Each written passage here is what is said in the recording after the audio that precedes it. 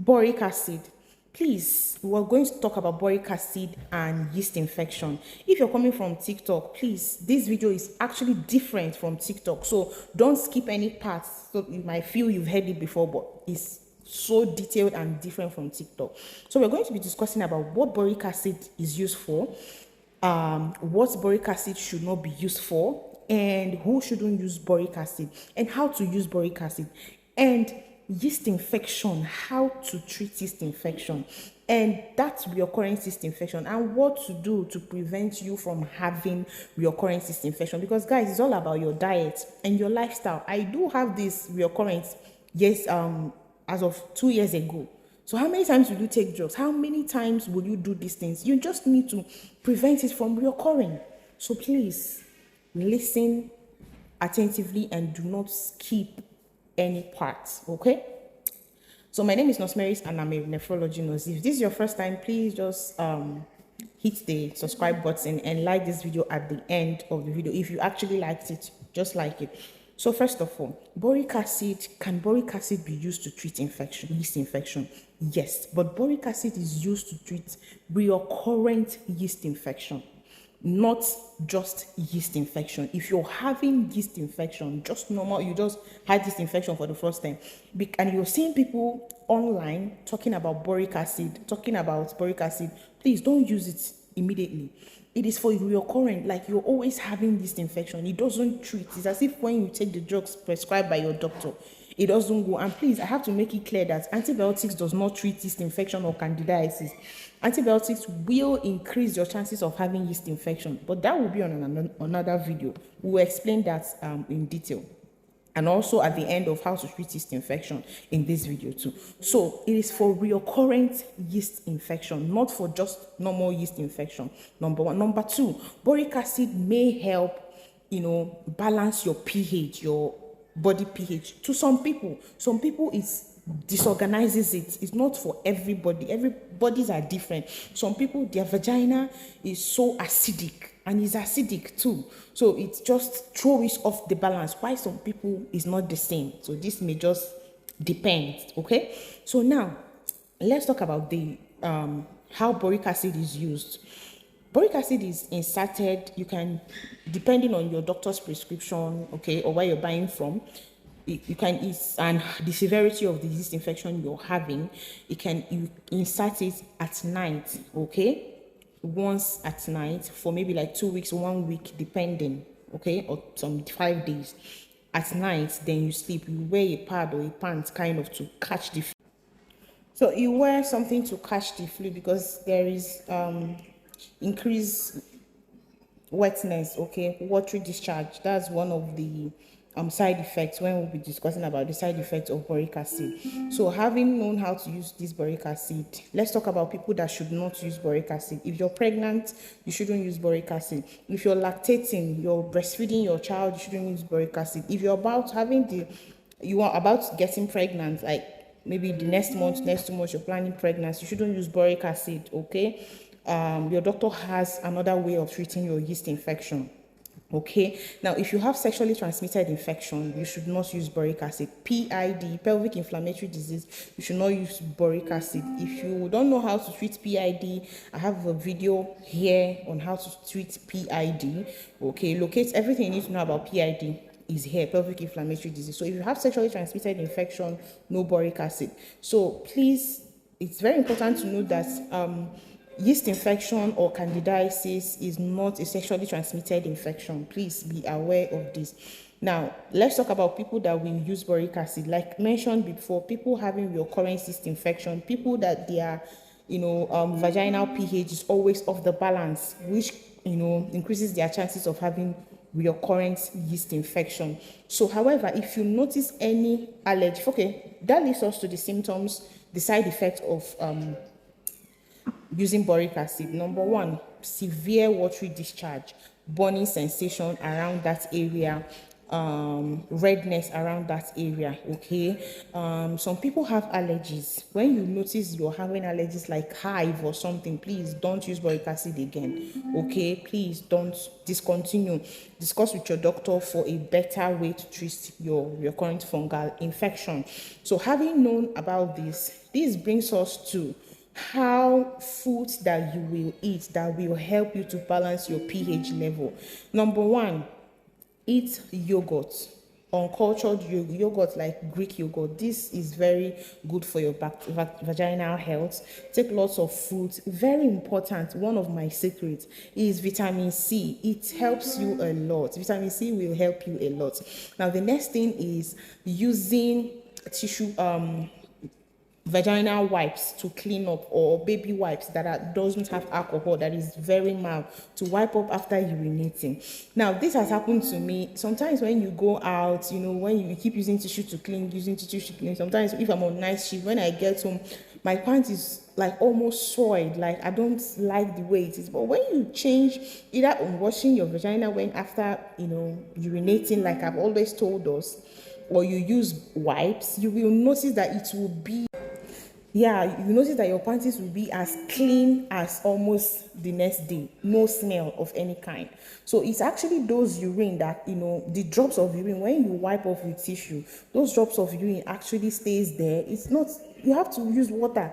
So it stays there, and then microorganisms can, continue to multiply. Most people don't know this. Tissue is not the best. It even increases your chances of having your current yeast infection. And sometimes particles of those tissue can find their way up there.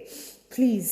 So this is one of the secrets that I am, giving you. So use water to wash up. If it's not convenient, after washing up, you can now wipe with a cloth. If it's not convenient for you, then you can use tissue paper. Okay, I'm sorry, you can use baby wipes, which I use if I don't have what is it called, if I don't have vaginal wipes. And please note that you don't clean inside, you clean your vaginal lips. Watch the video of vaginal care, how to wash your vagina, if you don't know it yet, here on my YouTube page. Vagina and vulva is different, so you will understand better. Okay, so now please, there is also a product from Temptimate Essentials. You can chat them on Instagram. I will put their name here and all their phone number. You can contact them. They have this product called Gummy, UTI Gummy. It's a gummy that helps you to, it has a lot of probiotics in it. It helps you refresh your vagina. The pH is it helps you restore the pH of your vagina. If you're having your current yeast infection, your current urinary tract infection, it helps a lot in preventing it. It does not treat yeast infection. They have boric acid for it. Okay, so having told you how to use this thing, you are now going to know if you can actually use boric acid or not. Now let's talk about how to prevent recurring yeast infection. I think I have a video on that already, so that I don't make this video unnecessarily long. But however, please make sure that you treat your yeast infection before, as in you complete your treatment before you stop. I have a video on that. Please, let's not make this video long, unnecessarily long. Okay, the video on yeast infection here. You will see the video on yeast infection and how to treat yeast infection, so it doesn't reoccur if you're having your current yeast infection. Please locate the video. Okay, so the next thing to do is, your food helps. Always try to reduce sugar. Eating sugar, I've noticed it myself. Each time I take lots of sugary things, drinks, beverages, it's, yeast thrives in the presence of sugar. And for people having recurrent urinary tract infection, this will make you have recurrent urinary tract infection. So reduce vegetables, fiber food, and high probiotics. I've told you food that are high in probiotics, like yogurt, okay, like fruits, okay, and some supplements, okay. Zinc is also a very wonderful thing that will help you in preventing lots of infection apart from urinary tract infection. These two complements, zinc and vitamin C. Vitamin C 1000 milligram, but be sure and be careful while taking vitamin C, okay, because it causes kidney stone if you do not take it the normal way being careful and with water. Okay, lots of water. If you're taking vitamins, you have to drink lots of water, at least 2.5 liters a day. And your vitamin C, you can take it alternate days. You can take today or not take tomorrow, next, like that.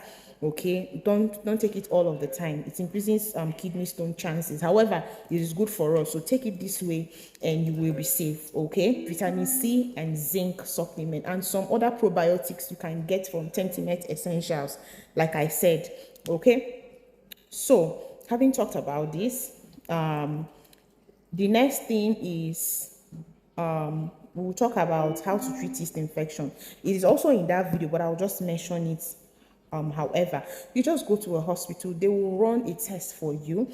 Tell them you want to do high vaginal swab, or okay, they will run high vaginal test for you, or urinalysis. Okay, cultured urinalysis. They will culture your urine and then find out the organism causing this, which will be maybe fungal, or you may even be having yeast infection. So this is why it is very important that you run a test before taking boric acid, because you don't even know if you're having yeast infection or if you're not having yeast infection. You don't know what you're having. You may be having sexually transmitted infection. You see, this is where it becomes dangerous. Okay, please make sure you run a test first before you buy boric acid. Okay, so when you run the test, they tell you is a fungi, they tell you is a candida. There are different types, species of candida. Candida are albicans, and when they say candida or candidiasis, it's the same thing as fungal infection. It's the same thing as yeast. It's just that candida is a fungal, is a fungicide that fungal that causes yeast. So it's the same thing. Fungal, yeast, candidiasis, they are the same thing. They will now test and see the drugs that matches with the fungal that can actually kill the fungal. Don't just go to a pharmacy because they say you have candidiasis. You now go to the pharmacy and say, please, what drug will cure my candidiasis? That is a very wrong practice. You will increase your chance of having your current yeast infection and your current illnesses. That takes us to how to treat sexually transmitted infection so they don't come back, which I have a video on too on my YouTube here. So locate that video, it will really help you. So you see, this thing is a tricky thing. Don't just treat it. If you do all of these things and do the things that I talked about on how to prevent your current yeast infection, you will find out that you will not have them all of the time. And then you can get this cream, ketoconazole cream or fluconazole cream. Just take it. Sometimes you won't be having the yeast infection. If you're getting a little bit itchy, just itchy only, you can just rub and that's it. It will stop. So please, I hope this video has helped you. Make sure you watch how to prevent your current yeast infection before treating and find out what infection you have, if you have sexually transmitted infection or not. And please, boric acid is not swallowed. It is not used to treat kidney infection or pyelonephritis. I have a video on that, how to treat kidney infection. Please, it is inserted, okay? And by now you should know a lot about boric acid. Let me know your comments, what you feel on the comment section, and if you have more questions, and please like this video and share so that YouTube can actually suggest it to other people. Okay, have a lovely night. My name is Nosmerit.